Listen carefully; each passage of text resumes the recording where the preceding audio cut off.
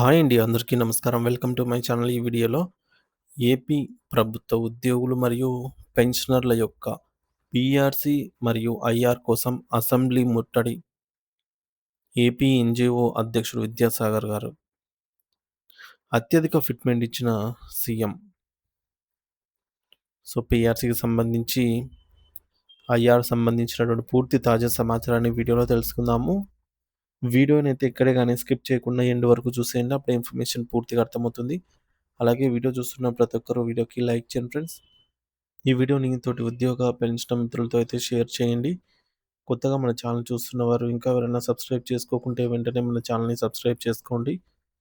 దీని ద్వారా నేను చేసే లేటెస్ట్ వీడియోస్ అన్నీ మీ వరకు రీచ్ అవుతాయి. ఇక ఆలస్యం చేయకుండా వివరాలకైతే వెళ్ళిపోదాము. ఫ్రెండ్స్, ఇక విషయానికొచ్చినట్టయితే ఆంధ్రప్రదేశ్ రాష్ట్రంలో ప్రస్తుతం నెలకొన్న రాజకీయ మరియు పరిపాలనా వాతావరణంలో ప్రభుత్వ ఉద్యోగులు మరియు పెన్షనర్ల సమస్యలు ఒక అగ్నిపర్వతంలా మారిపోతున్నాయి. రాష్ట్ర ప్రభుత్వ ఉద్యోగుల న్యాయమైనటువంటి హక్కుల సాధన కోసం ముఖ్యంగా కొత్త వేతన సవరణ సంఘం పీఆర్సీ ఏర్పాటు మరియు మధ్యంతర భృతి ఐఆర్ ప్రకటించాలని డిమాండ్ చేస్తూ ఉద్యోగ సంఘాలు ఇప్పుడు నేరుగా రాష్ట్ర శాసనసభ అసెంబ్లీ ముట్టడికి సిద్ధమవుతున్నారు. ఏపీ జేఏసీ అధ్యక్షుడు విద్యాసాగర్ గారు ఈ విషయంలో ప్రభుత్వాన్ని అత్యంత తీవ్ర స్థాయిలో హెచ్చరించారు. ఉద్యోగుల సహనాన్ని పరీక్షించవద్దని, ఇప్పటికే తాము ఆర్థికంగా చాలా నష్టపోయామని, ఇక భరించే స్థితిలో లేమని ఆయన స్పష్టం చేశారు. రాష్ట్ర వ్యాప్తంగా ఉన్న దాదాపు 25,00,000 మంది ఉద్యోగ, ఉపాధ్యాయ కుటుంబాలు ఏకమై ఈ భారీ ఉద్యమంలో పాల్గొంటాయని ఆయన పిలుపునిచ్చారు. ప్రస్తుతం ఇతర రాష్ట్రాల్లో ఉద్యోగులు మెరుగైన సౌకర్యాలు పొందుతుంటే ఆంధ్రప్రదేశ్‌లో మాత్రం అనేక కరువు భత్యాలు, డీఏ పెండింగ్‌లో ఉండటం వల్ల తాము ఇతర రాష్ట్రాల ఉద్యోగుల ముందు అవహేళనకు గురవుతున్నామని వారు ఆవేదన వ్యక్తం చేస్తున్నారు. అసలు పీఆర్సీ అంటే ఏమిటి? ఫిట్‌మెంట్ అంటే ఏమిటి?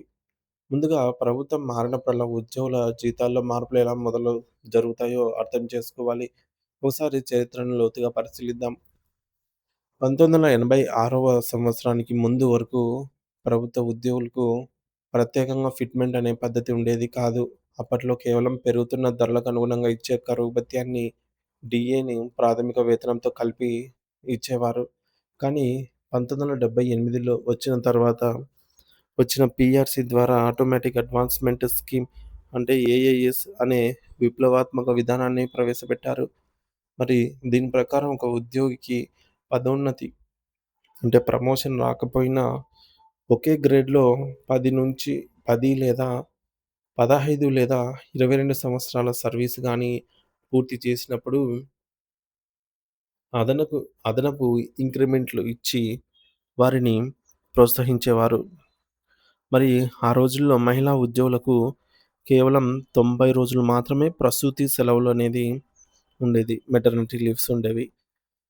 తదనంతరం 1986లో దివంగత ముఖ్యమంత్రి శ్రీ నందమూరి తారక రామారావు గారు, ఎన్టీఆర్ గారు హయాంలో ఉద్యోగులకు మొట్టమొదటిసారిగా 10% ఫిట్‌మెంట్‌ని అయితే ప్రకటించారాయన. ఫిట్‌మెంట్ అంటే ఒక కొత్త పీఆర్సీ అమల్లోకి వచ్చినప్పుడు పాత జీతంపై అదనంగా పెంచే శాతాన్ని ఫిట్‌మెంట్ అని అర్థం.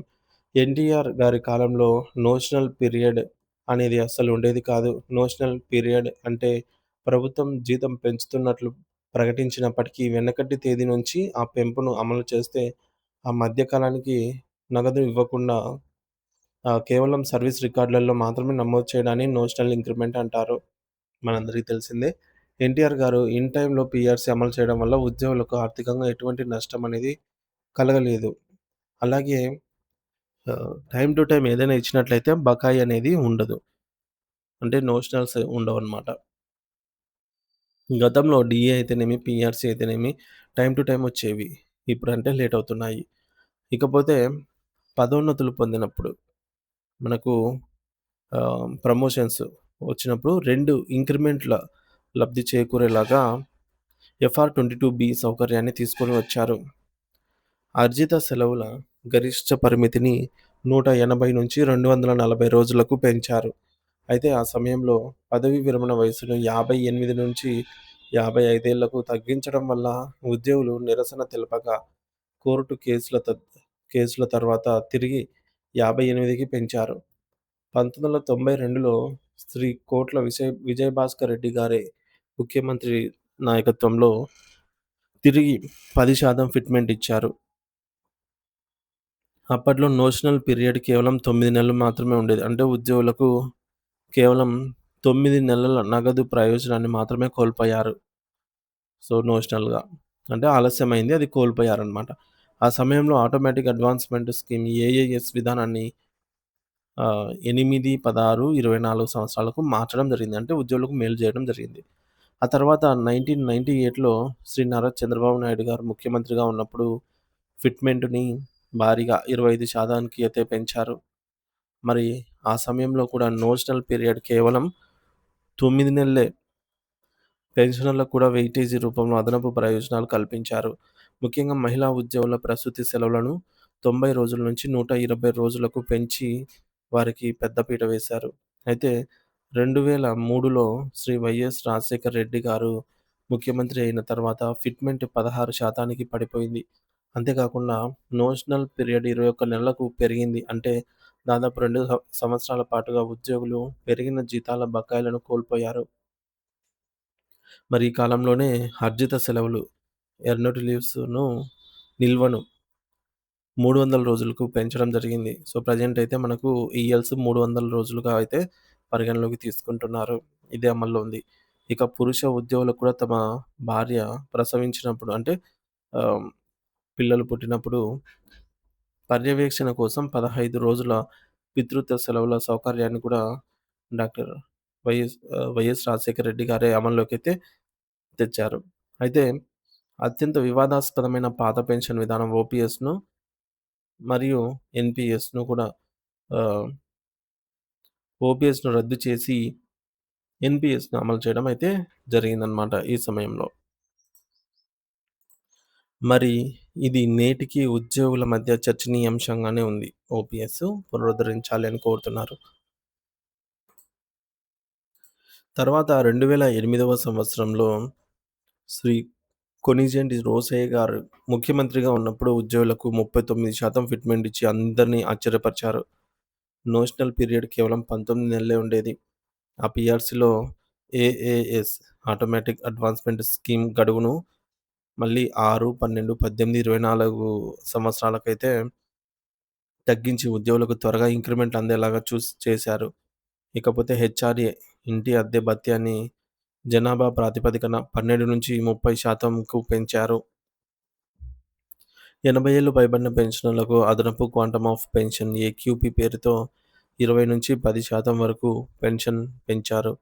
మహిళలకు ప్రసూతి సెలవులను 120-180 రోజులకు పెంచడమే కాకుండా సెలవుల నగదుగా సెలవుల నగదుగా అయితే మార్చుకునే విధానంలో హెచ్‌పీఎల్ సౌకర్యాన్ని కూడా తీసుకొనొచ్చారు.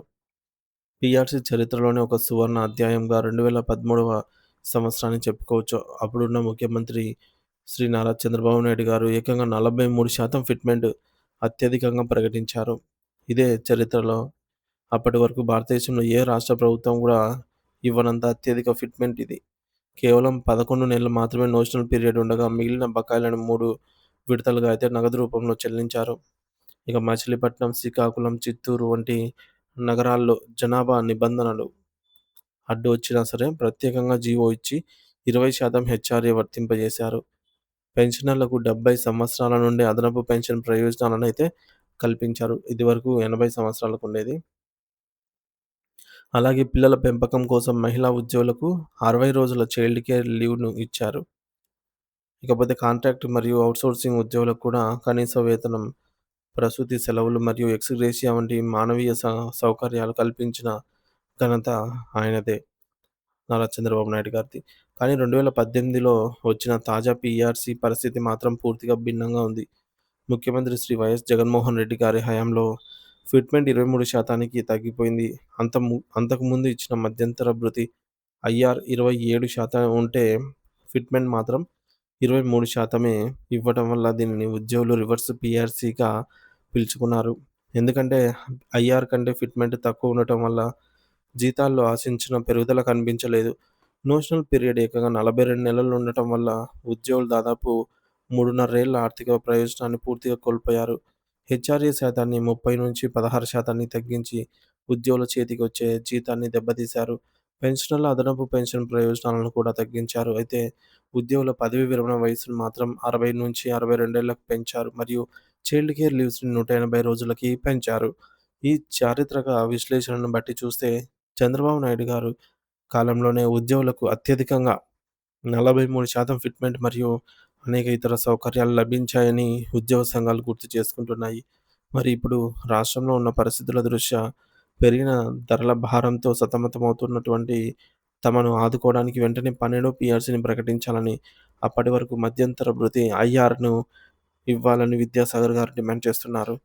ప్రభుత్వం స్పందించని పక్షంలో 25,00,000 మంది ఉద్యోగుల ఆగ్రహం అసెంబ్లీ ముట్టడి రూపంలో మారుతుందని, ఇది ప్రభుత్వం మనుగడకే ప్రమాదకరంగా మారుతుంది అనైతే తెలుస్తోంది ఫ్రెండ్స్.